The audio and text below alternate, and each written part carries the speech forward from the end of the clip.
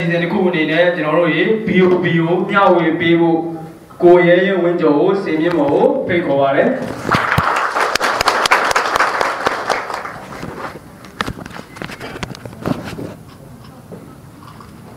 ကျေးဇူးတင်ပါတယ် MC အားလုံးပဲမင်္ဂလာပါကျွန်တော်နာမည်ကတော့ရဲရင်ဝင်းကျော်လို့ခေါ်ပါတယ်ကျွန်တော်ဒီလုပ်ငန်းခွန်လန်းကောင်းနဲ့မိတ်ဆက်ပေးတာကတော့မာအေးမှာဖြစ်ပါတယ်မာအေးမှာကိုလည်းကျေးဇူးပဲထူးပဲတင်ရှိပါတယ်အခုလိုမျိုးကျွန်တော်ကိုဆက်လက်ရတင်ကြပေးတဲ့ Travel ဘိုးတိုင်းကုန်းကိုကျော်စီထိုင်းနဲ့မာရုတို့လည်းကျေးဇူးတင်ပါတယ်နောက်အခုလိုမျိုးစင်ပေါ်တက်ပြီးတော့ share ခွင့်ရတဲ့အတွက်လည်းကျေးဇူးတင်ပါတယ်နောက်အထူးကျေးဇူးတင်ဆုံးကတော့အခုလိုမျိုးပေါ့နော်အားတဲ့ဂျားတွေကနေပြီးတော့အလုပ်တင်ပန်းတဲ့ဂျားတွေကနေပြီးတော့အခုလိုမျိုးအချိန်ပေးပြီးတော့ဒါရောက်နားထောင်တဲ့ဒီကမိတ်ဆွေအပေါင်းအသင်းအားလုံးကိုလည်းကျွန်တော်ဒီကနေပြီးတော့ကျေးဇူးအထူးတင်ရှိကြောင်းပြောလိုပါတယ်နောက်တစ်ခုကတော့ကျွန်တော်တင်စရာမြင်စရာကြားစရာအကုန်လုံးကိုလည်းကျွန်တော်ဒီကနေပြီးတော့ကျေးဇူးတင်ရှိပါတယ်ကျွန်တော်ဒီနေ့ share မဲ့အကြောင်းကတော့ကျွန်တော်အခွင့်အလမ်း business opportunity preview လို့ခေါ်တဲ့စီးပွားလုပ်ငန်းအခွင့်အလမ်းအကြောင်းတစ်ခုကိုကျွန်တော် share မှာဖြစ်ပါတယ်အဲ့တော့ကျွန်တော်တို့ဒီအခုလာတဲ့မိတ်ဆွေတွေပေါ့နော်တော်တော်ရှင်းရှင်းနေကြတဲ့လူတော်တော်ရှင်းရှင်းမနေကြတဲ့လူရှိလားဗျာမရှိဘူးပေါ့နော်အဲ့ဆိုဟုတ်ပြီကျွန်တော်တော်တော်ရှင်းရှင်းနေကြကြရဲဆိုရင်ကျွန်တော်တို့ဘဝမှာဘာလိုအပ်လဲကျွန်တော်လိုအပ်တဲ့အချက်ဘာတွေရှိလဲအဓိကကတော့ကျွန်တော်တို့လိုတာကတော့သိကြတယ်ကျွန်တော်တို့ပတ်စံလိုတယ်ဒါဆိုရင်ဟုတ်ပြီကျွန်တော်ပတ်စံရှိတော့ကျွန်တော်တို့ပြောရှင်းနိုင်လားကျွန်တော်မိတ်ဆွေကျွန်တော်ဘောနော်တချို့ဆိုလို့ရှိရင်ဒီပတ်စံတော့တအားချမ်းသာတယ်ဒါပေမဲ့ဒီကွေးချဲလေးနဲ့နေကြရတယ်ဒီလိုဘဝကြတော့လည်းကျွန်တော်မနေချင်ပြန်ဘူးဒါဆိုရင်ပတ်စံရှိုံနဲ့လည်းကျွန်တော်တို့မလုံလောက်ဘူးဟုတ်ပြီအဲ့ဆိုလို့ရှိရင်ကျွန်တော်ကျမ်းမာရေးလည်းလိုအပ်တာပေါ့ကျွန်တော်ပတ်စံရှိမယ်ကျမ်းမာမယ်ဒါပေမဲ့ကျွန်တော်တို့အချိန်မရှိဘူးပေါ့ကျွန်တော်မိတ်ဆွေရောဆရာဝန်တယောက်ရှိရပေါ့နော်သူဆိုလို့ရှိရင်တနေ့မှာ4နာရီပဲအချိန်ရှိတယ်ဒါပေမဲ့တနေ့ကုန်ပေါ့ကျွန်တော်ဒီသမင်းတော်မှာပဲဒီကောင်းပေါ်မှာပဲစားရပေါ့အဲ့တော့သူ့လိုဘာမျိုးလဲကျွန်တော်နေချင်ပြန်အဲ့ဆိုရင်လည်းကျွန်တော်တို့ပျော်ရွှင်တဲ့ဘဝကိုကြာမှာမဟုတ်ဘူးအဲ့တော့ကျွန်တော်ပျော်ရွှင်ဖို့ဆိုရင်ကောင်းမွန်နေထိုင်နိုင်ဖို့ဆိုရင်ကျွန်တော်တို့ဒီပတ်စံရဲ့ကျွန်တော်အချိန်ရဲ့ကျန်းမာခြင်းရဲ့ဆိုတာကိုကျွန်တော်တို့လိုအပ်တယ်ပေါ့နော်အဲ့တော့ကျွန်တော်တို့ပထမဆုံးကျွန်တော်အခု share ပါတော့ဝင်နဲ့ပတ်သက်ပြီးတော့ကျွန်တော် share မယ်ပေါ့ဝင်ဆိုလို့ရှိရင်ကျွန်တော်ဘယ်လိုဝင်မျိုးကျွန်တော်တို့ရှိတယ်ဆိုရင်ဝင်အမျိုးအစား2မျိုးရှိတယ်နံပါတ်1အမျိုးအစားကဘာလဲဆိုရင် income လို့ခေါ်တယ်အဲ့ income ကတော့ကျွန်တော်တို့ကကိုလုံးမှာကိုရတဲ့ဝင်မျိုးကိုအလုံးလုံးနိုင်တော့တဲ့တနေ့မှာဒီဝင်ကကျွန်တော်တို့ရက်သွားမယ်ကျွန်တော်နောက်တစ်ခုကတော့ကျွန်တော် passive income ကတော့ကျွန်တော်တို့အလုံးမလုပ်ဘဲနေသည့်တိုင်အောင်ဆက်ပြီးတော့စီစဉ်မဲ့ဝင်မျိုးကိုကျွန်တော်တို့ passive income လို့ခေါ်တယ်အဲ့တော့ကျွန်တော်တို့ငွေကြေးလွတ်လပ်မှုဆောစောကကျွန်တော်တို့ငွေကြေးလွတ်လပ်မှုရဖို့ဆိုရင်ကျွန်တော်တို့နေချင်တဲ့ဘဝပုံစံမျိုးဆောစောမမရင်ရှင်းသွားလို့ပဲပေါ့နော်ကျွန်တော်တို့တောက်တတာနေထိုင်ပြီးတော့ဆောစောသူလိုချင်တဲ့ငွေကြေးအတိုင်းအတာတစ်ခုမျိုးရပြီးတော့ပုံနေချင်တဲ့ဘဝပုံစံမျိုးမှာအလုံးမလုံးဖဲနဲ့ကျွန်တော်တို့နေနိုင်လာတဲ့ပုံစံမျိုးဝင်မျိုးကိုကျွန်တော်တို့ရရှိမယ်အဲ့ဝင်ရလဲကျွန်တော်တို့တယောက်ရဲ့ဘောကနေရရှိတာမဟုတ်ဥပမာခလေးလေးဆိုရင်ကျွန်တော်တို့မိဘတွေကစီလက်ဖြန့်ပြီးတော့ကျွန်တော်ရတယ်ဒါဆိုလည်းသူ့ကိုလည်း financial freedom လို့ခေါ်လို့မရအောင်ငွေကြေးလွတ်လပ်တယ်လို့ခေါ်လို့မရအောင်ကျွန်တော်တို့ဘသူတူတယောက်ရဲ့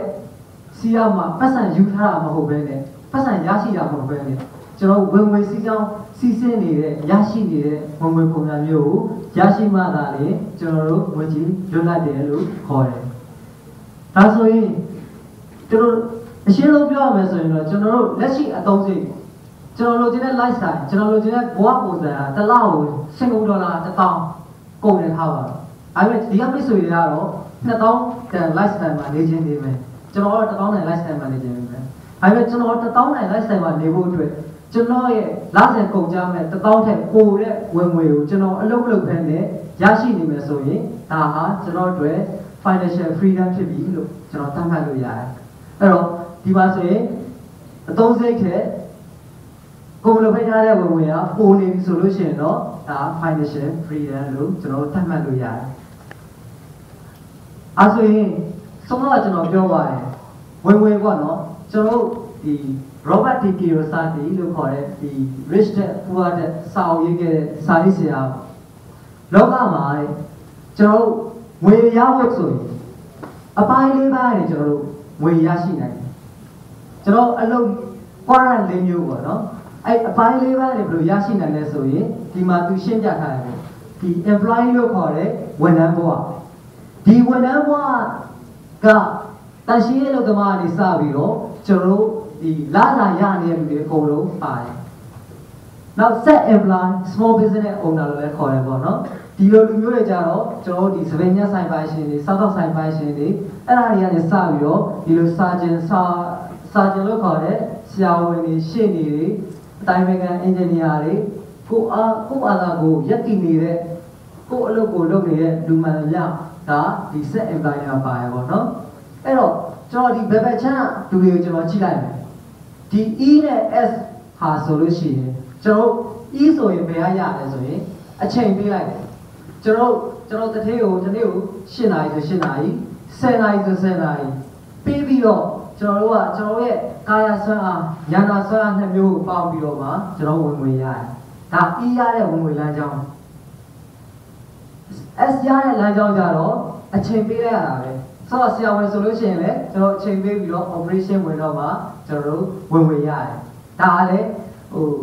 S ရတဲ့လမ်းကြောင်းအဲ့မှာလည်းကျွန်တော်ကြည့်လိုက်မယ်ဆိုရင် E နဲ့ S ကသူ့အချိန်ကိုကျွန်တော်ပေးလိုက်ရတယ်အချိန်နဲ့သူ့ရဲ့ကာဆွမ်းဉာဏ်ဆွမ်းအားတော့လည်းကောင်းအလုပ်ပြီးစီးမှုတော့လည်းကောင်းအဲ့နှစ်ခုပေါ်ကမူတည်ပြီးတော့ကျွန်တော်ဝင်ငွေရတယ်အဲ့တော့ဒီဘယ်ဘက်ချမ်းလူတွေကအန်အင်ကန်ကိုလုံးမှကိုရတဲ့ဝေပေါ်မှာပဲမူတည်နေတယ်အဲ့တော့ B နဲ့ S မှာကြည့်လိုက် B နဲ့ I မှာကြည့်လိုက်မယ်ဆိုရင်ကျွန်တော် big business နဲ့ I investment မှာတော့ကျွန်တော် passive income ကိုမလုပ်ဘဲနေပြီးတော့ရမယ့်ဝေပေါ်မှာတည်ရှိနေတယ်အဲ့တော့ကျွန်တော်ပြောလို့ပဲပေါ့ဒီ earn income နဲ့ passive income ကြည့်လိုက်မယ်ဆိုရင်ကျွန်တော်တို့ကစောမရေပြောလို့ပါပဲကျွန်တော်ဘယ်အကွက်ထဲမှာကျွန်တော်နေမလဲဘယ်အကွက်ထဲမှာကြိုးစားနေကြမလဲအဲ့တော့ကျွန်တော်ဤဘဝမှာပဲလူအများစုကစလိုက်ကြိုးစားနေကြတယ်ကျွန်တော်ဒီအကွက်ချင်းကိုကျွန်တော်ဘရောမှကျွန်တော်မစင်စားခဲ့ဘူးကျွန်တော်ဘာလဲဆိုတော့ဘာနဲ့တူနေတယ်ဆိုတော့ဤဘွားနဲ့ပဲကျွန်တော်တို့တစ်သက်လုံးအလုံးလုပ်သွားမှာသောသောကိုကျော်ဝင်းစိန်ပြောလို့ပေါ့နော်တစ်သက်လုံးကျွန်တော်တို့ဤဘွားနဲ့ပဲ S ဘွားနဲ့ပဲကျွန်တော်တို့တည်သွားတဲ့အထိပဲလုပ်သွားမလား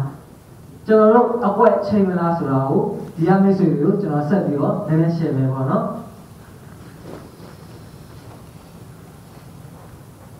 အဲ့တော့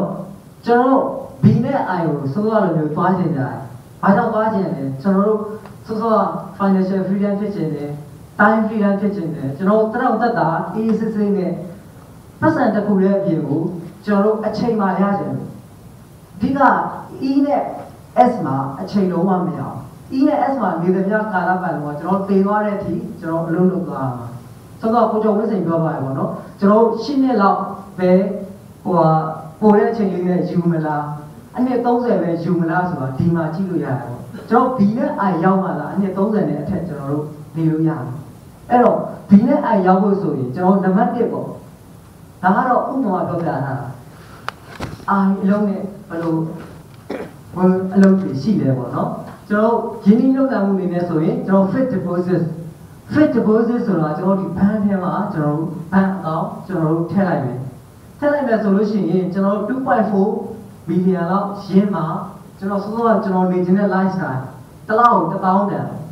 တစ်လောက်1000လောက်900ခိုင်တော့တိုးနေဆိုရင်1000လောက်ကျွန်တော်ရမယ်နောက် share ပေါ့ကျွန်တော် share ရွယ်မယ်ဆိုလို့ရှိရင်လည်းရတယ်ဒါတွေကလည်းကျွန်တော်တို့အရင်ကြီး risk များတယ် နောက် real estate ပေါ့ real estate တော့ဒီ HME ကျတော့လေကျွန်တော်2 million လောက်ကျွန်တော်ရင်းမှာကျွန်တော်လစဉ်1000လောက်ကျွန်တော်ရမယ်ဒါရတော့ဒီဝင်မျိုးကတော့ potential straight နဲ့သွားတာပေါ့နော်ဒီ exponential income မရှိဒီရရတဲ့ဝင်တွေရအဲ့တော့ကျတော့ကျွန်တော်ဒီဝင်မျိုးစားကိုကြည့်မယ်ဆိုလို့ရှိရင်ရင်းနှီးရဲ့အရင်းနှီးပေါ့ရင်းနှီးတဲ့အရင်းနှီးကတားညာအခုအိုင်မှာကျွန်တော်ဝင်လို့မရအောင်ကျွန်တော်အကွက်ချင်းကိုကျွန်တော်စဉ်းစားနေရပါတော့အကွက်ချင်းကိုကျွန်တော်အိုင်နေနဲ့ချင်းရဆိုရင်လည်းကျွန်တော်ချင်းလို့မရအောင်ဘာဖြစ်လဲဆိုတော့ကျွန်တော်ကအရင်းနှီးမရှိဘူးဗီဒီယိုနဲ့ချင်းပြီးရင်းနှီးမရှိတဲ့အခါကျွန်တော်ချင်းလို့မရနိုင်ဒါဆိုရင်ကျွန်တော်အခုကျွန်တော်အသက်30ထားပါတော့ဗောနော်အသက်55မှာကျွန်တော်ပြင်ဆင်ယူမယ်ဆိုလို့ရှိရင်နောက်အသက်25နှစ်ကျွန်တော်ပြင်ဆင်ယူပြီးတဲ့အချိန်မှာ25နှစ်ဆက်ပြီးတော့အသက်80ထိနေရတယ်ဆိုရင်25နှစ်ကျန်ပါပေါ့အဲ့25နှစ်ကိုကျွန်တော်ဘယ်လိုမျိုးနေထိုင်နိုင်လဲကျွန်တော်တစ်လကိုရိုးရှင်းတဲ့ဘဝ lifestyle ပေါ့နော်ဟိုတစ်လကိုစင်ကာပူဒေါ်လာ2000ပဲကုန်တယ်ကျွန်တော်မိသားစုအတွက်2000ပဲကုန်မဲ့ဘဝမှာနေခြင်းတယ်ဆိုလို့ရှိရင်ကျွန်တော်ပြင်ဆင်ယူတဲ့အချိန်မှာ9သိန်းကျွန်တော်ရှိမှာ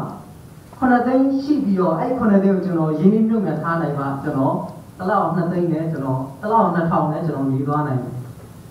ကျွန်တော်ဒါ15000ဘောမျိုးနေခြင်းတယ်ဆိုရင်တော့5မိလီယံကျွန်တော်6မိလီယံလောက်ကျွန်တော်စုထားနိုင်မှာကျွန်တော်နေသွားလို့ရတယ်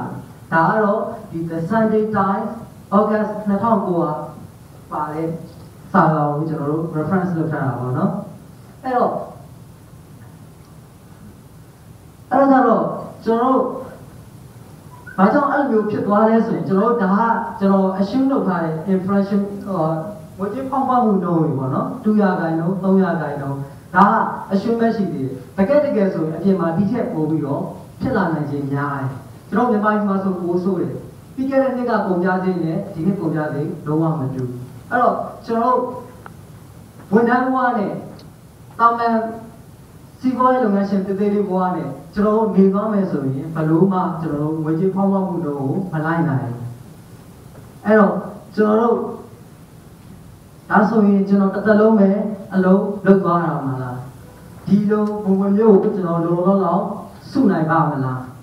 ကျွန်တော်သိကြတယ်ကျွန်တော်မှန်းလို့ရတယ်လေကျွန်တော်တစ်နှစ်ကိုဘယ်လောက်ပဲစုနိုင်မလဲ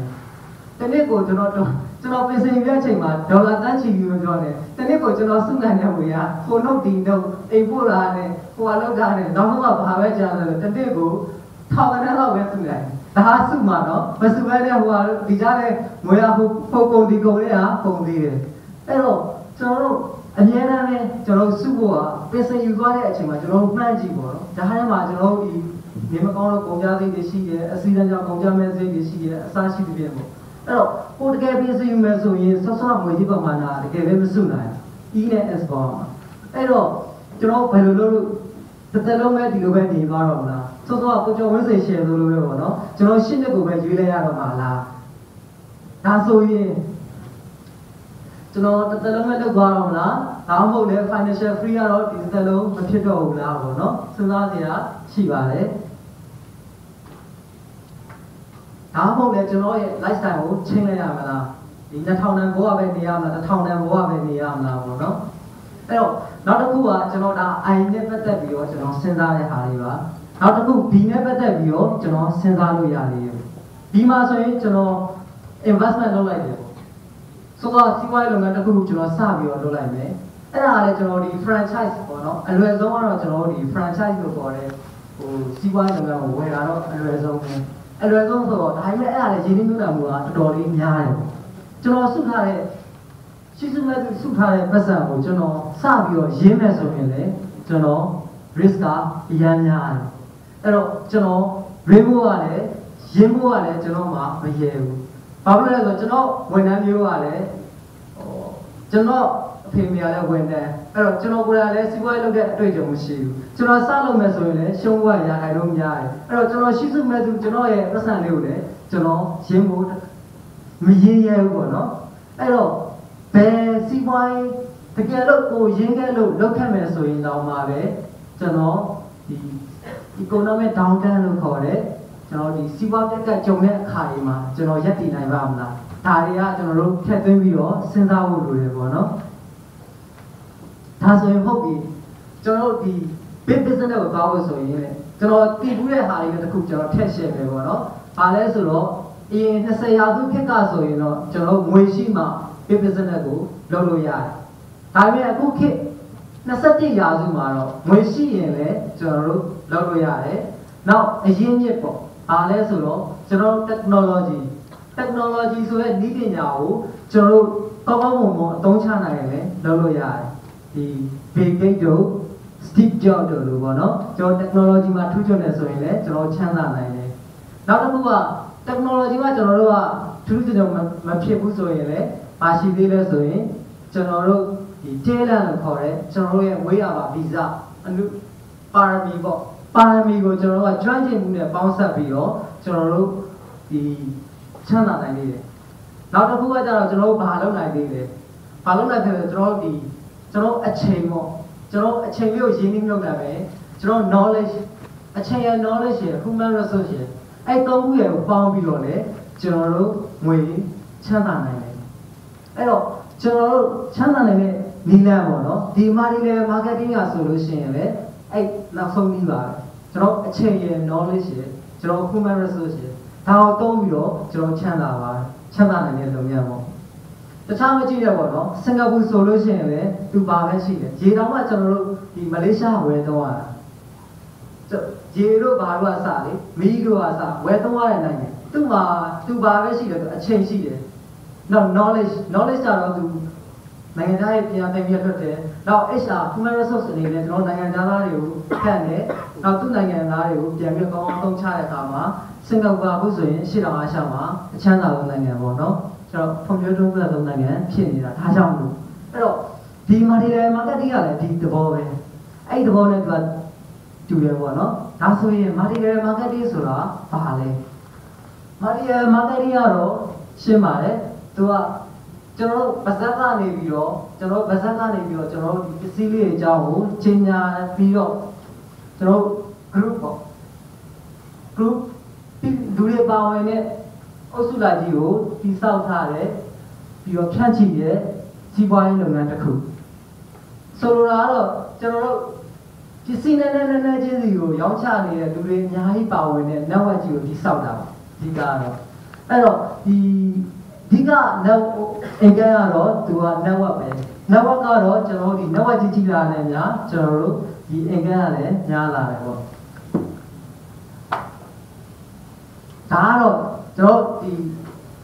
ဥပမာပထမနေ့မှာကျွန်တော်ရဲ့ network မှာ9ယောက်ရှိခဲ့တယ်ဆိုလို့ရှိရင်ဒုတိယနေ့မှာကျွန်တော်ရဲ့ network ကဒီ9ယောက်ကနေပဲ9ယောက်စီထပ်သွားရထားပါတော့အဲ့ဆိုရင်ဒုတိယနေ့မှာဆိုရင်ဒုတိယ level မှာဆိုကျွန်တော်31ယောက်ရှိလာမယ်နောက်3နှစ်မြောက်မှာဆိုရင်156ယောက်6နှစ်မြောက်မှာဆိုရင်1900 19531ယောက်ဖြစ်သွားမယ်ပေါ့အဲ့19531ယောက်မှာ50ရာခိုင်နှုန်းပဲ50ရာခိုင်နှုန်းတစ်ဝက်လောက်ပဲလုပ်တယ်ပေါ့နော်အဲ့တစ်ဝက်လောက်ကဒေါ်လာ200ဘိုးပဲဖြန့်ချီရထားအောင်ပေါ့အဲ့ဒါဆိုသူဒီ network ကရောင်းအားဆိုရင်ကျွန်တော်တို့19သိန်းတန်း1.9 million လောက်ကျွန်တော်တို့ရှိသွားမယ်ဒီ2 million နီးပါးလောက်ကျွန်တော်တို့ရဲ့2 million နီးပါးရဲ့ 5% ပဲကျွန်တော် profit ပြန်ရအောင်ပေါ့နော်အဲ့ဒါဆိုရင်ကျွန်တော်ရဲ့ဝင်ငွေက9000ကျော်လောက်ကျွန်တော်တို့ရရှိနိုင်တယ်9000ကျော်ခဏခါ9000ကျော်9000 sorry တသိန်းနီးပါးလောက်ကျွန်တော်ရရှိနိုင်တယ်ဒါဆိုရင်ကျွန်တော်ရှင်းရတယ်ပေါ့နော်ဒီလို number နဲ့ကျွန်တော်သွားလိုက်တဲ့အခါမှာကျွန်တော်စောစောပြောလို့ပဲmarketing လုပ်ငန်းရဲ့အားသာချက်ကကျွန်တော်တို့ဒီ network ပဲ network ကဆိုတော့ပစ္စည်းနဲ့ချင်းရောက်တဲ့လူတွေအများကြီးပါဝင်တဲ့ network ကြီးကိုတိစောက်လိုက်တာအဲ့တော့ဒီမှာဆိုလို့ရှိရင်ကျွန်တော်စသချင်းတော့ကျွန်တော်တို့ဒီ F4 ကဒါအားထုတ်ရတယ်ပေါ့နော်နောက်ပိုင်းမှာတဖြည်းဖြည်းနဲ့ F4 ကကျော့လာတယ်ကျွန်တော်တို့ဒီ income ကကြတော့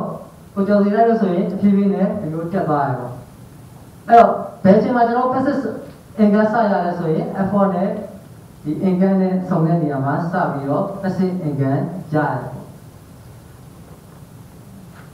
အဲ့ဆိုရင်ကျွန်တော်တို့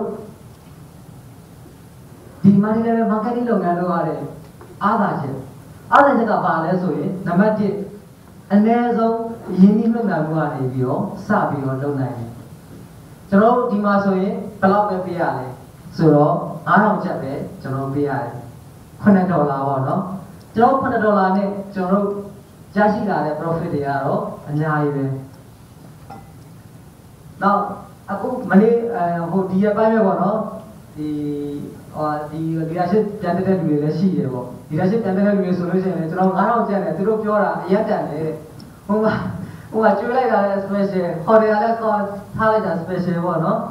အကုန်လုံး9000ကျပ်လေးနဲ့ကျွန်တော်တို့တော်တော်လေးတန်ပါတယ်နောက်တစ်ခုကကျတော့ကျွန်တော်တို့ guide in the business by mentor ကျွန်တော်တို့တခြားစီးပွားရေးလုပ်ငန်းမှာဆိုရင်ပေါ့နော်ကျွန်တော်လုပ်ငန်းတစ်ခုလုပ်တယ်ပေါ့ဆိုတော့ကျွန်တော်ပြောခဲ့တယ်ကျွန်တော်မှလုပ်ငန်းအတွေ့အကြုံမရှိဘူးဒါပေမဲ့ကျွန်တော်လက်တွဲခေါ်သွားမယ်လူတွေမရှိဘူးဒီမှာဆိုရင်တော့စီးပွားရေးလုပ်ငန်းလုပ်ပြီးဆိုတာနဲ့ကိုယ့်လက်တွဲခေါ်သွားမယ်လူတွေကအများကြီးပဲကိုယ့်ကိုကူညီပေးမဲ့လူတွေကအများကြီးပဲဒီလုပ်ငန်းရဲ့အားသာချက်ပေါ့နော်ကျွန်တော်ဒီအစဉ်စီးပွားရေးမှာဆိုရင်ကျွန်တော်အရင်ကြီးဆိုရင်အနည်းဆုံးကျွန်တော်ဒီသပင်ရက်ဆိုင်ပေါ့ beauty parlor သပင်ရက်ဆိုင်တစ်ဆိုင်ဖွင့်မယ်ဆိုရင်$300အထက်ကုန်တယ်ဒါရန်ကုန်မှာနော်ရန်ကုန်မှာ$300အထက်ကုန်တယ်အဲ့တော့ကျွန်တော်အရင်ကြီးကလည်းဒီမှာဆိုရင်9000ကျပ်ဆိုတော့ဒါနေတယ်နောက်တစ်ခုကကျတော့ဟိုဒီကိုကစတိုးဆိုင်လုပ်ငန်းတစ်ခုထောင်နေထားပါတော့ဟိုမှာဘောလုပ်ငန်းတစ်ခုထောင်နေအဲ့ဒါကိုနဲ့လုပ်ငန်းတူတဲ့လူကဘယ်တော့မှကိုပြောပြမှာမဟုတ်ဘူးဘောလုပ်ငန်းလုပ်ပြီးတွေလည်းတင်ပေးမှာမဟုတ်ဘူးဆရာသားကတော့အနည်းဆုံးခြံပါပဲဒါကတော့ဒီလုပ်ငန်းရဲ့ပါပါဒီမှာတော့အဲ့လိုမရှိဘူးကျွန်တော်တို့ကိုတင်ပေးမဲ့လုံလုံလားတင်ပေးမဲ့လူတွေကအများကြီးပဲကိုယ်တင်ထားပေးမဲ့လူတွေအများကြီးရှိတယ်ပေါ့နောက် income အားဖြင့်ဆိုလို့ရှိရင်လည်းကျွန်တော်တို့ဒီ passive နဲ့ exponential income ကိုကျွန်တော်ရရှိနိုင်တယ်ဒါ passive income နဲ့ exponential ပေါ့ကျွန်တော်ဒီအပြင်စီးပွားရေးလုပ်ငန်းမှာဆိုရင်ဒီ passive နဲ့ exponential income ရဖို့ကမလွယ်ဆိုတော့ကျွန်တော်ပြောခဲ့တယ်ပေါ့နော် I မှာတော့ I ရင်းတူရင်တော့ exponential ရဖို့ကမလွယ်တော့ time freedom ပေါ့ time freedom မှာဆိုလို့ရှိရင်လည်းကျွန်တော်တို့ time freedom ကိုလည်းရရှိနိုင်တယ်။ဘာလို့လဲဆိုတော့ passive income များလာတဲ့အခါမှာကျွန်တော်တို့ရရှိရပေါ့နော်။အဲ့ဆိုရင်ကျွန်တော်စောစောပြောခဲ့တယ်ပေါ့နော်။ကျွန်တော် I အတွက်လည်းကျွန်တော်စဉ်းစားပြတယ် B အတွက်လည်းကျွန်တော်စဉ်းစားပြပါတယ်။ E နဲ့ S ကနေပြီးတော့ကျွန်တော်တို့ဒီ quadrant chain ကိုဆိုရင်ကျွန်တော်တို့ဒီ marginal marketing ကတော့အလွယ်ကူဆုံးနဲ့ risk အနည်းဆုံးအသက်သာဆုံးနဲ့လောလောကူကူနဲ့ရောက်ရှိနိုင်တယ်ကျွန်တော်အချိန်တိုပြည့်ပေါ့ဒီမှာလဲစောစောကကိုကျော်ဝင်းစိန်တို့ပြောပြီးသွားပြီပေါ့နော်ဒီဘက်ကိုရောက်ရှိနေတဲ့လူတွေအများကြီးပဲအောင်မြင်တဲ့လူတွေအများကြီးပဲပေါ့နော်ဒါဆိုရင်marginal marketing ဆိုတာဘာလဲဆိုတော့ကျွန်တော်တို့ဟိုသူများရဲ့ထင်လို့မျိုးဟိုညစ်ပတ်တဲ့ဟိုပေါ့နော်ဒီမကောင်းတဲ့စကားလုံးကြီးမဟုတ်မကောင်းတဲ့ဟိုလုပ်ငန်းကြီးမဟုတ်မကောင်းတဲ့စကားလုံးမဟုတ်ပေါ့နော်ဒါဆိုရင်ကျွန်တော်တို့ဒီ challenging လုပ်လို့ရတယ်နောက်တစ်ခုကျတော့ကျွန်တော်တို့ရဲ့ဘဝကိုပျော်ပျော်ရွှင်ရွှင်နဲ့နေထိုင်သွားနိုင်တဲ့လုပ်ငန်းမျိုးရှိဖြစ်တယ်ပေါ့နော်ဒါဆိုရင်ကျွန်တော်တို့ multi-level marketing ပေါ့ multi-level marketing မှာကျွန်တော်တို့ဒီပုံစံရလည်းအများကြီးရှိတယ်ကမ္ဘာမှာဆိုရင်လည်းအများကြီးပဲအဲ့တော့ကျွန်တော်ရွေးချယ်မယ်ဆိုရင်စောစောကဒီမမရေပြောပါလို့တော့သူဆိုရင်လွန်ခဲ့တဲ့7နှစ်အထက်ကသူလည်းတွေ့ခဲ့ဘူးလေဒါပေမဲ့သူကဖြစ်ခဲ့ဘူးဒီလိုပဲပေါ့နော်အဲ့လိုကုမ္ပဏီအများကြီးရှိတဲ့အထက်မှာကျွန်တော်ဘယ်လိုကုမ္ပဏီမျိုးကိုကျွန်တော်ရွေးချယ်နေလဲအဲ့ဒါကျွန်တော်အချက်၄ချက်နဲ့ကျွန်တော်ကြည့်ပြီးတော့ရွေးချယ်လို့ရတယ်ပေါ့အချက်၄ချက်ကဆိုလို့ရှိရင်ကျွန်တော်ပါလဲဆိုရင်ဒီကုမ္ပဏီရဆိုလို့ရှိရင်ကုမ္ပဏီရဲ့ထောက်ကုန်ရဲ့ကျွန်တော်တို့ marketing plan ရဲ့နောက်ပြီးတော့ assistant ရဲ့ဆိုပြီးတော့ education system ဆိုပြီးတော့၄မျိုးနဲ့ကျွန်တော်ရွေးချယ်လို့ရတယ်ရွေးချယ်လို့ရတယ်ဆိုတဲ့အခါမှာကျွန်တော်ဒီကုမ္ပဏီရာဆိုရင်စထောင်တာ1989ရဲ့စထောင်ခဲ့တဲ့အတွက်အခုဆိုလို့ရှိရင်29 28နှစ်လောက်ရှိအဲ့တော့ကုမ္ပဏီကတန်းကကြာရှည်နေပြီဖြစ်တယ်ပေါ့နော်ကြာရှည်နေပြီဖြစ်တယ်နောက်ပြီးတော့ကျွန်တော်တို့ဒီ tension နဲ့အောင်မြင်လည်းဖြစ်နေပြီပေါ့ stable prudent ပေါ့နော်နောက်တစ်ခုကကျွန်တော်တို့ကကိုယ်ပိုင်ဆိုင်ခင်းရှိတယ်ကိုယ်ပိုင်ဆက်ရုံရှိတဲ့အတွက်ကျွန်တော်တို့ဒီကိုယ်ပိုင်ဆက်ရုံရှိတယ်ကိုယ်ပိုင်ဆိုင်ခင်းရှိတယ်ကိုယ်ပိုင်သူတေသနာဌာနရှိတယ်အဲ့တော့ကိုယ်ပိုင်ဆက်ရုံရှိတယ်ကျွန်တော်တို့ဘာဖြစ်လဲဆိုကိုယ်ပိုင်ဆက်ရုံရှိတယ်ကိုယ်ပိုင်ဆိုင်ခင်းရှိတယ်ကျွန်တော်တို့ ထုတ်လုပ်မှုကိုကျွန်တော်တို့ control လုပ်လို့ရတယ်ကျွန်တော်ထုတ်ကုန်တွေကိုလုံလုံလောက်နဲ့ကျွန်တော်တို့ထုတ်ပေးလို့ရတယ်ကျွန်တော်တကယ်လို့ကိုယ်ပိုင်စိုက်ကမရှိတာကိုယ်ပိုင်စက်မရှိတာဒါသိတာကိုယ်ပိုင်စိုက်ကမရှိတဲ့အခါကျရင်ဘာဖြစ်လဲဆိုတော့ကျွန်တော်ဒီထုတ်လုပ်မှုပမာဏကိုကျွန်တော်ထိန်းချုပ်လို့မရဘူးနောက်ထုတ်တဲ့ quality ကိုကျွန်တော်ထိန်းချုပ်လို့မရဘူးကျွန်တော်ဒီမှာဆိုရင်ပေါ့နော်ကုန်ကျန်းပေါ့ဒီကျွန်တော်လင်စီရနေပြီးတော့ကုန်လုံးဝမစိုက်တဲ့နဲ့ထားလို့ရှိရင်တော့တစ်နှစ်ခွဲလောက်ကျွန်တော်တို့ဒီ9နိုင်ငံကိုဖြတ်ချီနိုင်တဲ့ကုန်ကျန်းရှိပြီးသားလို့ကျွန်တော်တို့ပြောတယ်ပေါ့ဟုတ်တယ်ကုန်ကျန်းလိုလိုရှိတယ်ကျွန်တော်ကအဲ့အတွက်ကျွန်တော်တို့ကဒီပစ္စည်းပြတ်မှာတွေလည်းပူကြမလို့ကုန်ကျန်းလုံလောက်ရှိတယ်နောက်တစ်ခုကကျတော့ဒီ quality ကိုလည်း control လုပ်လို့ရတယ်အဲ့တော့ဈေးနှုန်းကကျွန်တော်တို့ထိန်းချုပ်လို့ရတယ်ပေါ့ R&D ဌာနရှိတဲ့အတွက်ကျွန်တော်တို့ထပ်ပြီးတော့ quality ကို improve ဖြစ်လို့ကျွန်တော်တို့ဒီထုတ် quality ကိုပို့ပြီးတော့မြင့်တင်ပေးလို့ရတယ်နောက်တစ်ခုကကျွန်တော်တို့က single minded on MLM business ကျွန်တော်ကဒီစီးပွားရေးလုပ်ငန်းပေါ်မှာပဲအောင်စိုက်ထားတာတခြားနေရာမှာကျွန်တော်ဥပမာပေါ့ဒီကကျွန်တော်ရရှိတဲ့ကို profit တွေကိုကုမ္ပဏီကတခြားနေရာမှာပြန်မသုံးဒီရရှိတဲ့ဝင်ငွေတွေအကုန်လုံးကိုဒီကုမ္ပဏီရဲ့ရင်းနှီးမြှုပ်နှံမှုနေရာမှာပဲပြန်သုံးတယ်ကျွန်တော်ဒီတခြားစီးပွားရေးနေရာတွေမှာပြန်မသုံးအဲ့တော့ကျွန်တော်ဒီစီးပွားရေးလုပ်ငန်းပေါ်မှာလည်းထုတ်ထားတယ်နောက်ပြီးဒီ R&D ရောဌာနတွေပေါ်မှာပဲပြန်ပြီးတော့ထောက်ပုံထုတ်လုပ်မှုနေရာတွေမှာပဲပြန်ပြီးတော့သုံးထားရဖြစ်တဲ့အတွက်ကျွန်တော်တို့အားသာချက်ရှိရောတချို့ကုမ္ပဏီတွေဆိုရင်ကျွန်တော်တို့ဒီရရတဲ့အမြတ်တွေတခြားတွေမှာသူတို့သုံးရင်သုံးမယ်ပေါ့နော်အဲ့တော့နောက်တစ်ခုကကျွန်တော် leader အား distributor ကျွန်တော်ဒီကုမ္ပဏီပိုင်ရှင်ပေါ့နော် CEO ကလည်းလို့ကျန်တဲ့ကုမ္ပဏီပိုင်ရှင်တွေအကုန်လုံးကကျွန်တော်ဖြန့်ချီသူကနေပဲတက်လာဖြန့်ချီသူကနေပဲတက်လာဖြစ်တဲ့အတွက်ဖြန့်ချီသူတွေရဲ့ခက်ခဲတွေကိုသူတို့နားလဲတယ်နောက်ဖြန့်ချီသူတွေဘက်ကိုသူတို့တအားကြည့်ပြီးတယ်ပေါ့နောက်တစ်ခုကဒီလေစီထုတ်လုပ်မှုမှာဆိုရင်ကျွန်တော်တို့ကုမ္ပဏီက specialize ဒါအပြင်ကိုကျွန်တော်တို့ကဒီ marketing မှာလည်းကျွန်တော်တို့ specialize ဖြစ်တယ်ပေါ့နော်ကျွန်တော်ဒီ time မှာဆိုရင်ကျွန်တော်တို့ကုမ္ပဏီကတကယ်လေစီမှာဆိုရင်ထိပ်ပဲဒီ marketing မှာဆိုရင်လည်းကျွန်တော်ဒီ leader တွေပေါ့နော် leader တွေတကယ် experience ရှိရတယ်ဒီ marketing ကကောင်းလို့ဆိုပြီးအခုမှစထောင်လိုက်တာမဟုတ်ဘူးကိုယ်အရင်ကတည်းကဒီ marketing လုပ်တဲ့ experience ရှိပြီးသားလူတွေဒီကုမ္ပဏီမှာဒီကုမ္ပဏီပိုင်ရှင်တွေကပေါ့နော်အဲ့ဒါတော့သူကဒီ experience ရှိပြီးသားဖြစ်တဲ့အတွက်သူကကောင်းကောင်းမွန်မွန်သူကဒီကျွန်တော်တို့အတွက်အများကြီးအကျိုးရှိတယ်ပေါ့ကျွန်တော်ဒီစောစောပြောတဲ့ marketing plan တွေကအစသူကကောင်းမွန်အောင်လုပ်ပေးသွားနိုင်တယ်နောက်သူကunderstand the need of good multi-level marketing business environment ဒါကတော့ကျွန်တော်တို့ဒီ multi-level marketing နဲ့ဆိုင်တဲ့ဒီစီးပွားရေးပတ်ဝန်းကျင်ကိုကောင်းမွန်အောင်လို့သူကနားလည်ပေးတယ်ပေါ့ဒီ leader တွေကအခုလည်းစောစောကျွန်တော်ပြောသလိုပဲသူက multi-level marketing မှာလည်းသူကလုပ်ခဲ့တဲ့အတွေ့အကြုံတွေရှိတယ်ကိုယ်တိုင်ကလည်းဖြန့်ချီသူတွေကနေဖြစ်လာတဲ့အတွက်သူကကောင်းမွန်မွန်လေးနားလည်နောက် keep promise and pay on time ပေါ့ဒီ Greek letter တီဆိုလိုတာဒီနေ့ဘယ်နိုင်ငံကိုပို့ပေးမယ်ဆိုမရရအောင်ပို့ပေးတယ်ပြီးခဲ့တဲ့တူရကီနိုင်ငံကိုသွားရမယ်ကိုရီးယားကိုသွားရမယ်ဂျပန်သွားရမယ်မြန်မာရဲ့အတွက်ဗီဇာခက်တယ်ဒါပေမဲ့မရရအောင်လုပ်တယ်သူသဖြင့်တူရကီသွားတော့သူဗီဇာတော်ခက်တယ်ပြောတယ်သူတယောက်ကိုသူထားပေးရတဲ့ပတ်စံပေါ့နော်အပေါင်ထားပေးရတဲ့ပတ်စံမနေဘူးဘာလို့လဲဆိုတူရကီကသူကဟိုဘက်ကိုနေကြလို့ရှိရင်ဟိုဘက်ဥရောပမှာပဲနေသူကဆက်သွားလို့ရတယ်သူကနေကြတဲ့လူဆိုရင်သူကဟိုနေခြင်းတဲ့လူဆိုရင်ဆက်သွားလို့ရတယ်ပေါ့နော်အဲ့တော့ကုမ္ပဏီကအပေါင်နေနဲ့အများကြီးပေးခဲ့ရတယ်နောက်ဒီဟိုအရင်လည်းမရရအောင်လုပ်ပြီးတော့ပေါ့နော်အဲ့တော့ဂရိတွေပါလည်းတည်တယ်ပေါ့ဒါတော့ကုမ္ပဏီနဲ့ပတ်သက်ပြီးတော့ပေါ့နော်ဒီထောက်ပုံနဲ့ပတ်သက်ပြီးတော့ကျွန်တော်တို့ဒီအချက်ပေါ့၅ချက်ရှိတယ်ပေါ့နံပါတ်1စိတ်ဖြစ်တာဒီစိတ်ဖြစ်တာတော့ကျွန်တော်တို့ဒီအရေးကြီးဆုံးပဲဘာလို့လဲဆိုတော့ဒီစိတ်ဖြစ်မှပဲကျွန်တော်တို့ထောက်ပုံတွေကကျွန်တော်အနေနဲ့ပါဘာလို့လဲဆိုတော့ကျွန်တော်တို့ကိုယ်တိုင်ကကျွန်တော်ရဲ့မိတ်ဆွေတွေကိုပြောပြမှာဒီထောက်ပုံကစိတ်မဖြစ်ဘူးဆိုရင်ကျွန်တော်တို့မျက်နှာနာကြရဖြစ်ကုန်တယ်ပေါ့နော်နောက်တစ်ခုကဒီမှာစိတ်ဖြစ်တယ်ဆိုတာဒီပိုင်ရှင်တွေကိုယ်တိုင်က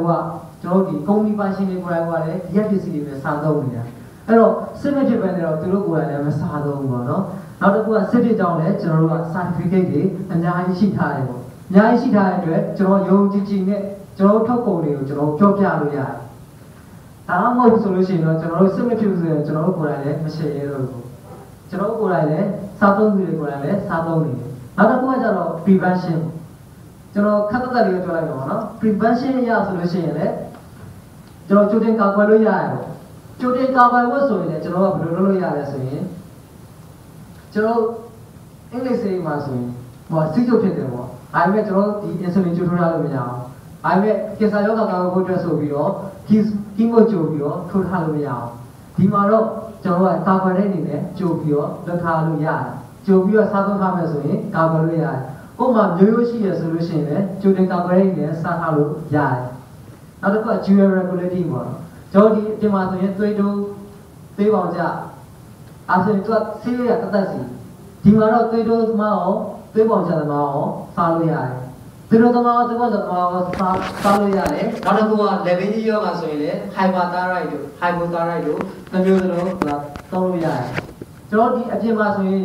အင်္ဂလိပ်ဆေးဆိုရင်ကျွန်တော်ကဆေးရတစ်မျိုးစီ hyperthyroid သမားအောင်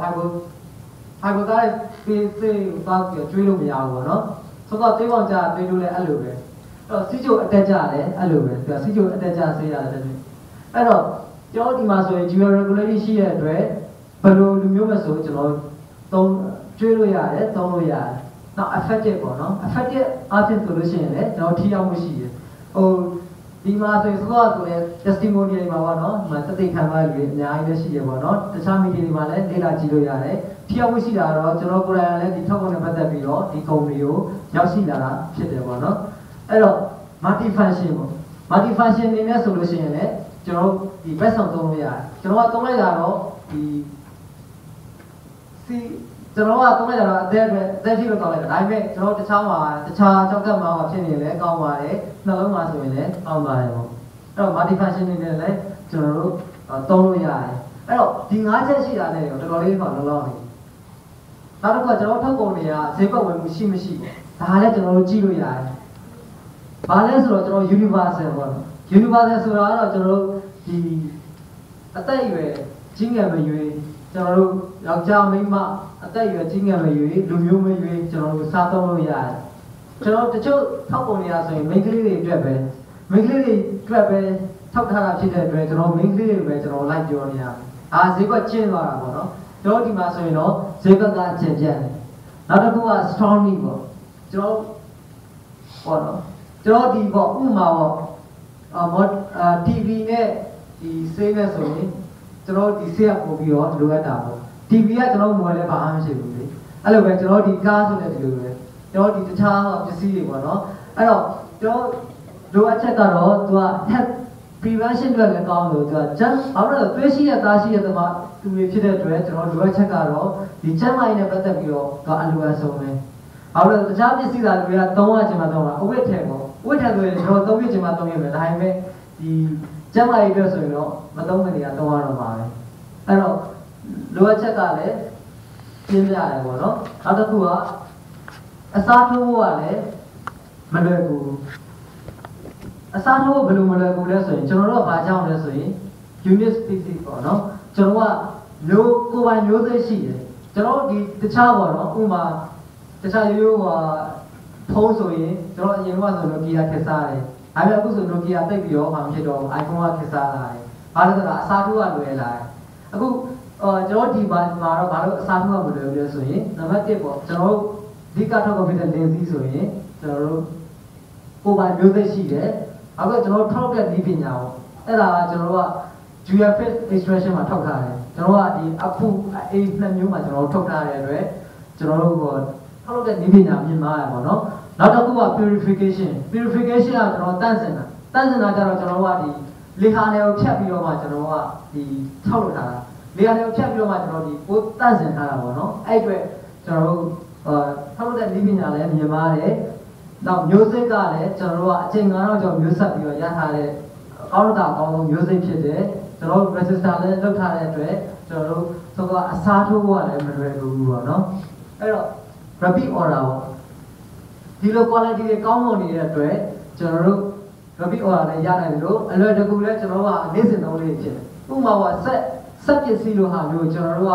ဒါမျိုးနဲ့ဖြတ်နေဆိုရင်ဆက်တစ်လုံးကျွန်တော်တို့က နောက်7နှစ်နေမှာဒီလူတယောက်ကိုရောင်းတာဒီလူကကြိုက်ရင်တော့နောက်7နှစ်နေမှာကျွန်တော်တို့ပြန်ပြီးတော့မှာအဲ့တော့ဒီမှာကျတော့ပစ္စည်းတွေအကုန်လုံးကကျွန်တော်ကနေ့စဉ်သုံး consume area ပေါ့နော်ကျွန်တော်ကုန်မဲ့ပစ္စည်းတွေကြီးပဲဒီတလားဒီလူသားဒီပစ္စည်းကိုကြိုက်တယ်ဆိုတာမှန်လို့ရှိရင်ဒီတလားကိုဒီတလားနောက်လာထပ်မှာပါပဲအဲ့တော့ repeat order မရဘဲမနေဘူးပေါ့နော်အဲ့တော့ evergreen ဆိုတော့ကျွန်တော်တို့ဗာလဲဆိုတော့ဆိုလိုတာကတော့ကျွန်တော်ဒီခေအမြဲရေပန်းစားနေမဲ့ပစ္စည်းပေါ့နော်ဗာလဲဆိုတော့ကျွန်တော်ချမ်းမိုင်နဲ့ပတ်သက်တာကိုမစ္စတာဆင်းကဗာပြောလဲဆိုရင်ကျွန်တော်ဒီပေါ့သွေးသားမရှိတော့တဲ့ဆက်ရုပ်တွေပဲရှိတော့တဲ့အချိန်ကြတော့မှဒီပစ္စည်းကမျိုးတုံးပါနှိမ့်ဝဆိုလို့ကတော့တစ်သက်လုံးပေါ့နော်မျိုးကတုံးရမှာဘာလို့သွေးသားရှိနေတယ်မြကျွန်တော်ဒီ trace လေးတော့မှာပဲကျွန်တော်တို့ဒီပစ္စည်းလေးတွေကိုကျွန်တော်တို့ကကျွေးလို့ရတယ်အောက်လည်းသွေးသားရှိနေတယ်လို့အဲ့တော့ဒါကကျွန်တော်နှစ်ချက်ကြည့်ပြီးသွားပြီ marketing plan ပေါ့နော် marketing plan မှာဆိုရင်လည်းကျွန်တော်တို့ပတ်စံဆိုတော့ပတ်စံကျွန်တော်တို့အဓိကပြောပြရတာပတ်စံဘယ်လိုရလာနိုင်လဲကျွန်တော်ဒီမှာရလာတဲ့ပတ်စံအမျိုးအစား5မျိုးရှိတယ်။ဘာအန်အင်ကန်ပေါ့နော်။ကျွန်တော်ဆောက်လုပ်တဲ့အချိန်မှာရမယ်။အဲ့ဒါတော့တစ်ကနေ2ထိပေါ့နော်။နောက် passive income ကတော့ကျွန်တော်တို့ဒီ leadership bonus ရတဲ့အချိန်မှာဆိုရင်ကျွန်တော် passive income စပြီးတော့ရရှိလာနိုင်ပြီ။အဲ့တော့ဒီ exponential income ပေါ့ဒါကတော့ကျွန်တော် network ကြီး grow လာတဲ့အချိန်မှာဆိုရင်တော့ဒီ exponential income စပြီးတော့ရရှိနိုင်ပြီပေါ့နော်။နောက်တဲ့ income ကတော့ကျွန်တော်တို့ဒီဒီလောက်ပြီးတော့ဆိုတော့ဇာတ်လေးမှာဆိုရင်တော့ပို့ပြီးတော့ရှင်းတယ်ပေါ့နော်နောက်တဲ့ income ကတော့ကျွန်တော် exponential income စရပြီးတော့နောက်လျှောက်ကျွန်တော်စပြီးတော့ရရှိဝင်ဝင်ဖြစ်တယ်ပေါ့နော်နောက်တစ်ခုက perpetual income ပေါ့ perpetual income ကတော့ကျွန်တော်တို့တစ်ချိန်မှာပေါ့တည်သွားခဲ့ပြီးတိုင်အောင်ကျွန်တော်ရဲ့သားသမီးမိအထိကိုကျွန်တော်အမွေပေးထားခဲ့လို့ရတယ်နောက်တစ်ခုက network ပေါ့တော့ဒီ network ကိုလည်းကျွန်တော်တို့ဒီ network ကတော့ဒီ income တွေအတွက် asset ပဲပေါ့နော်ဒီမငွေစီးကြောင်းတစ်ခုပဲဖြစ်တယ်ပေါ့အဲ့ဆိုအချိန်ပေါ့နော်အချိန်နဲ့ပတ်သက်ပြီးတော့ကျွန်တော်ကြည့်မယ်ဆိုရင်အချိန် freedom ပေါ့ time freedom လည်းကျွန်တော်ရရှိနိုင်တယ်နောက်ပြီးတော့ no wasted time or effort ကျွန်တော်အချိန်ကုန်ကားလာတော့ဘုလိုပဲကျွန်တော်ဒီမတင်လာတဲ့အချိန်မှာပေါ့နော်မဆက်စရပါပြောလဲဆိုရင်ကျွန်တော်ရရှိတဲ့ဝင်ငွေပေါ့ diamond ဖြစ်မှသူစတယ်9နှစ်ကြာမှ diamond ဖြစ်တဲ့ထားအောင်ပေါ့နော်9နှစ်ကြာလို့ diamond ဖြစ်တယ်ဖြစ်တဲ့အချိန်မှာသူ့ရဲ့ network နေရာတလောက်တကောင်းကျော်ဝင်တယ်ပဲထားအောင်ပေါ့နော်အဲ့လိုဝင်လို့ရှိရင် तू ကတွက်တာကျွန်တော်တစ်ပတ်ကို15နာရီလုံးနဲ့ तू တွက်တယ်တွက်ပြီးတော့ဒီရရှိတဲ့ပတ်စံကိုပြန်ပြီးပြန်ချလိုက်တဲ့အချိန်မှာတနာရီကိုကျွန်တော်က100ကျော်ကနေပြီးတော့800ကျော်ထားမှရတယ်ဒါကျွန်တော်ဒီကျွန်တော်ဒီ vice manager စပြီးရောင်းနေဆိုတော့တစ်နှစ်ကပတ်စံတွေဝင်ဝင်တွေ तू ထက်မတွက်ဘူးဒါမှမဟုတ်ဖြစ်တော့မှရတဲ့ဝင်ဝင်တွေကနေစတွက်တာအဲ့တော့ကျွန်တော်ဒီလာပထမဦးဆုံးပေါ့နော်ကျွန်တော်တရားမိတ်ဆွေတွေလည်းကျွန်တော်ပြောချင်ပါတယ်ပထမ9နှစ်စလုံးမှာဝင်ဝင်တပြားမှမရနိုင်ဘူး9နှစ်ကြာမှကိုက diamond ဖြစ်ခဲ့ရင်တော့မှ diamond ဖြစ်တဲ့အချိန်မှာစတွက်တဲ့ဝင်ဝင်ကနေပြီးတော့တစ်နှစ်ပေါ့နော်6နှစ်မြောက်မှာကိုရတဲ့ဝင်ဝင်ကိုပြန်ပြီးတော့ average ပြန်ချမယ်ဆိုရင်ကျွန်တော်တို့ဒီ6နှစ်စာမှာတနာရီကို200စင်ဒေါ်လာ200ကျော်ကနေပြီးတော့800ကျားရနိုင်တယ်ဒါမစ္စတာဆင်းတွက်ပြထားတဲ့ဇာတ်လေးရှိတယ်ပေါ့နော်အဲ့ဒါဆိုရင်ကျွန်တော်တို့လောက်တာဒီမှာလာပြီးတော့နားထောင်အောင်ကြိုမနှက်ဘူးလားကျွန်တော်နှက်တာပေါ့နော်ကျွန်တော်9နှစ်ကြာမှ diamond ဖြစ်တယ်9နှစ်ကြာမှရတဲ့ပတ်စံကိုပဲကျွန်တော်ရည်မယ်ဆိုရင်တော့မှပဲကျွန်တော်တန်တယ်ပေါ့မယုံလို့ရှိရင်ကိုတရားမဲ့ဆိုရင်ပြန်ပြီးတော့ချပြီးတွက်ကြည့်လို့ရတယ်ပေါ့နော်ဒီမှာလည်းတွက်ကြည့်လို့ရပါတယ်နောက်တစ်ခုက time leveraging ပေါ့ time leveraging ဆိုတာဘာလဲဆိုတော့သူဆိုရင်ကိုကျော်စီထိုက်ပေါ့နော်ကိုထေးအောင်ကိုကျော်စီထိုက်သူတို့ကအခုတနာရီမှာသူတို့မတင်လို့ရှင်လုပ်နေမယ်လူတယောက်ကိုတနေ့ကိုတနာရီပဲပြောရတာအောင်သူတို့ရဲ့ network မှာပေါ့ကိုကျော်စီရဲ့ network ဆိုလူတောင်းနဲ့ချီပြီးတော့ရှိတယ်လူဘယ်နှတောင်းရှိနေမှတော့ကျွန်တော်မသိဘူးအဲ့လိုသူတနေ့ကိုတနာရီပြောတဲ့အချိန်မှာသူ့ရဲ့မိတ်ဆွေတွေကျွန်တော်တို့တွေကလည်းတနေ့ကိုတနာရီပဲပြောနေတယ်ထားပါတော့ပေါ့နော်တနာရီမကပြောရလို့အများကြီးပေါ့နော်ဒါပေမဲ့ကျွန်တော်တနာရီပဲပြောရထားအောင်အဲ့တော့သူ့ရဲ့တနေ့အလုပ်လုပ်တဲ့နာရီကတောင်းနဲ့ချီရှိတယ်ကျွန်တော်အပြင်မှာလုံးဝမရနိုင်ဒီလုပ်ငန်းမှာပဲကျွန်တော်တို့ရရှိနိုင်ဒီမှာ time leveraging ကျွန်တော်လုပ်ပြီးလို့ရတယ်နောက် duplicate ပဲပေါ့နော်သူသိတယ်လို့သူ့ရဲ့မိတ်ဆွေတွေကိုသူကသေသေးချာချာတင်ပေးတဲ့ထားတဲ့အတွက်သူကဒီနေ့တနေ့ခုမြန်မာပြည်မှာရောက်နေပေါ့နော်မြန်မာပြည်မှာသူတယောက်ကိုသူဒီကျမ်းမာရေးနဲ့ပတ်သက်တဲ့အကြောင်းလေးပြောနေမယ်နောက်လင်စီးနဲ့ပတ်သက်အကြောင်းလေးပြောနေမယ် ဒါပေမဲ့ကျွန်တော်တို့လည်းသူကတေချာသိမ်းပေးထားတဲ့အတွက်ဒီမိတ်ဆွေတွေလည်းတေချာသိမ်းပေးထားတယ်ကျွန်တော်တို့ကလည်းကျွန်တော်ရဲ့မိတ်ဆွေတွေကိုရင်းနှီးကြောင်းပြောရင်ပြောနေမယ်ဒီဖြစ်စည်းကြောင်းလေးတွေပြောနေနေမယ်သူ့ရဲ့ကိုယ်သားသူ့ရဲ့ကလုံးလေးတွေကိုကိုထေးအောင်လို့ကျွန်တော်တို့ကဒီကမိတ်ဆွေတွေဆိုရင်ဒါကိုထေးအောင်လို့ကိုကျော်စင်ရတို့မစ္စတာဆင်းတို့ရဲ့ကလုံးလေးတွေပေါ့နော်အဲ့တော့ဒီလိုကလုံးလေးတွေအများကြီးကိုသူက duplicate ပဲလုပ်ထားနိုင်တဲ့ power ရှိဒီမှာဆိုရင်အဲ့တော့ကျွန်တော်တိုင်းအောင်လည်းဆောင်းပါလို့ရလို့ကျွန်တော်ရဲ့ကိုယ်သားလူတွေကိုလည်းဆောင်းပါလို့ရတယ်အဲ့အတွက်ကျွန်တော်က time freedom ဖြစ်လာနိုင်တယ်ပေါ့နော်နောက်တစ်ခုကကျန်းမာရေးကျန်းမာရေးမှာဆိုရင်လည်းကျွန်တော်ချိုတင်ကာကွယ်လို့ရတယ်ဖြစ်လာလို့ရှိရင်လည်းကျွန်တော်ကုသလို့ရတယ်နောက်တစ်ခုက maintenance တွေလည်းတောက်လို့ရတဲ့အတွက်ကျန်းမာရေးအဖြစ်လည်းကျွန်တော်တို့ပြည့်စုံနေတယ်ဒီအလုံးတွေဒီမှာလုပ်ငန်းစလုပ်တဲ့လူတွေလည်းများကျွန်တော်ဒီပစ္စည်းလေးတွေကိုသုံးဆောင်ပြတဲ့လူတွေကြီးပဲဟိုပစ္စည်းကြောင့်စိတ်ဝင်စားလို့ပဲရောက်လာလားလုပ်ငန်းလုပ်ချင်လို့ပဲစပြီးတော့စလုပ်လို့ဒီပစ္စည်းလေးတွေသုံးပြီးမှကျွန်တော်စလုပ်လို့ရတာဖြစ်တဲ့အတွက်ကျွန်တော်တို့အနည်းဆုံးဘာရရှိတယ်လဲကျန်းမာရေးတော့ကျွန်တော်ရရှိလိုက်တယ်စလုပ်ပြီးဆိုတော့ကွာကျွန်တော်ပတ်စံရချင်ရမရချင်ဘူးကျန်းမာရေးကတော့ကျွန်တော်စရတယ်ကျွန်တော်ကျန်းမာရေးကျွန်တော်ရဲ့မိတ်ဆွေကျန်းမာရေးစပြီးတော့ရရှိတယ်အဲ့တော့ကျန်းမာရေးရရှိရဆိုရင်တော့ကျွန်တော်တို့ဒီလောက်အကျိုးနဲ့နှစ်တာပေါ့နော်နောက်တစ်ခုကကျွန်တော်ဒီသင်မြင်လက္ခဏာတွေပေါ့သူကဒါဝါကေပဲဖြစ်တယ်နောက်မျှတတယ်ပေါ့နော်ဆိုလိုတာတော့ကျွန်တော်ဒီသုံးလို့နေရာကိုပဲကျွန်တော်တို့ကမိတ်တူပွားပြီးတော့လုပ်နေတယ်နောက်တော့ဒီကို download apply ပေါ့နော်အဲ့လိုမရှိဘူးကို apply ကကိုထက်ကြိုးစားနေတယ်ဟောဖြစ်ရင်လည်းသူကဒါကိုသူကပုံပြီးတော့ဝင်ပုံများနိုင်တယ်လို့ level လည်းပုံမြင်နိုင်တယ်နောက်ဒီမှာဆိုလို့ရှိရင်လည်းရှိရနေရောပိတ်ခံနေပေါ့နော်တချို့ဟာဆိုမရှိဘူးလေ apply ပဲအပေါ်ကနေပြီးထိုင်ပြီးတော့ဟိုမလုပ်ခဲတဲ့ထိုင်စားနေတဲ့ပုံစံမျိုးဆိုတဲ့ဒါမှန်များတာပေါ့နော်အဲ့တော့နောက်တစ်ခုကကျွန်တော်တို့ကဒီမှာဟိုဝယ်ထားတယ်လို့လည်းမလိုဘူးကျွန်တော်တို့ဒီပစ္စည်းတွေကိုဝယ်လာထားဖို့လည်းမလိုဘူးပေါ့နော်နောက်တစ်ခုကကျွန်တော်တို့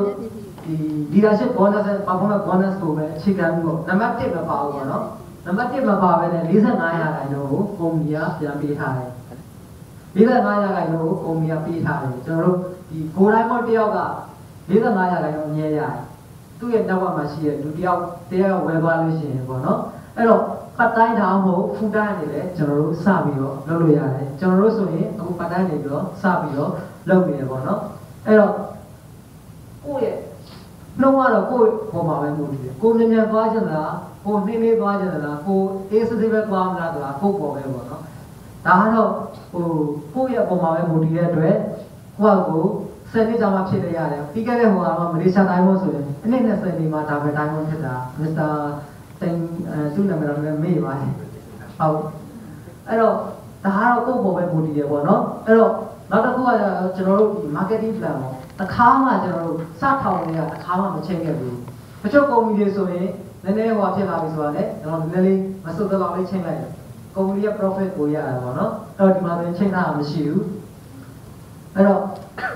နောက်တစ်ခုကတော့ system ပေါ့ system မှာဆိုရင်ကျွန်တော် education system ပေါ့ဒီ system ကကျွန်တော်တို့ကဘယ်လောက်ထိ powerful ဖြစ်လဲဆိုရင်ပေါ့နော်လောလောကူနဲ့တော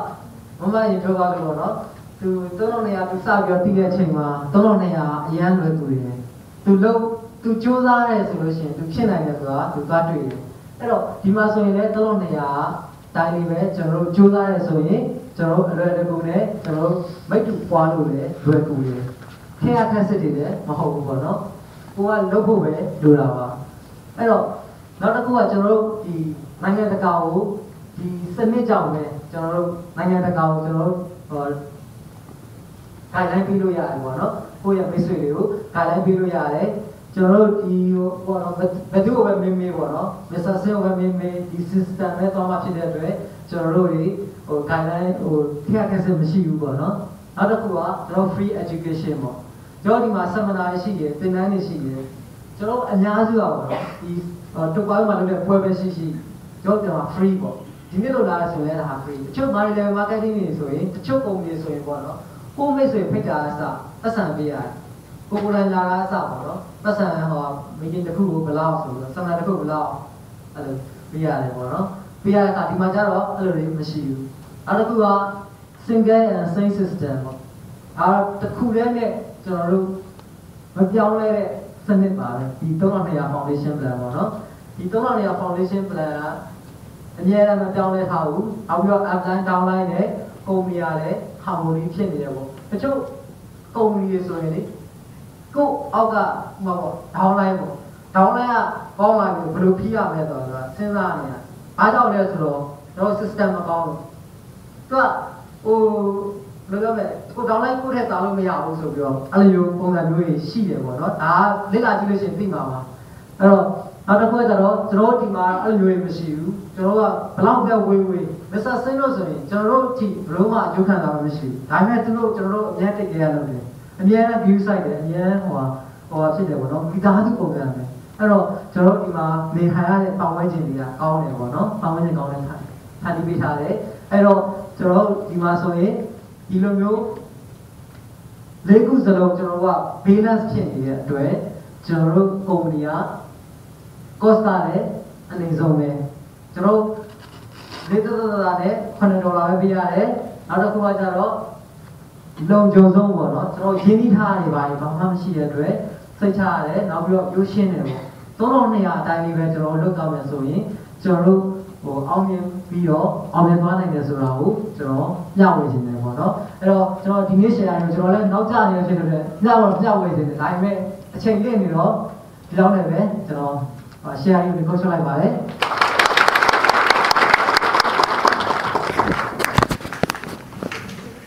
ရန်ကိုကောင်းပါတယ်ကျွန်တော်တို့ခေါင်းငွေရှာလီလေးနီးကိုအားရပါရမျှဝေပေးတယ်ကျွန်တော်ရဲ့အကူကြီးဘိုင်မန်နေဂျာကိုရဲဝင်းကျော်ကျွန်တော်တို့ကွန်ပျူတာကုမ္ပဏီနဲ့ချင်းပြလိုက်အောင်ပါ